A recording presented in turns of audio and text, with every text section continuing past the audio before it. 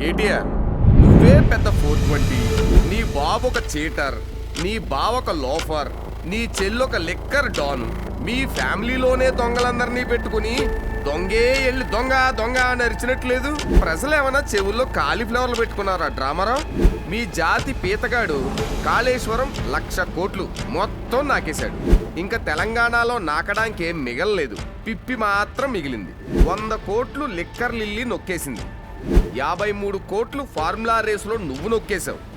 ఎలక్కొట్టుళ్ళు కొట్టడానికి ఉండనే ఉన్నాడు. ఇక పార్టీ వాళ్ళు ఒకడు సినిమాకు ఫైనాన్షియల్ ఇస్తాడు, ఇంకొకడు ఫారెన్ బ్రాండ్లు, కొకైన్లు, హీరోయిన్లు అన్నీ సప్లై చేస్తాడు.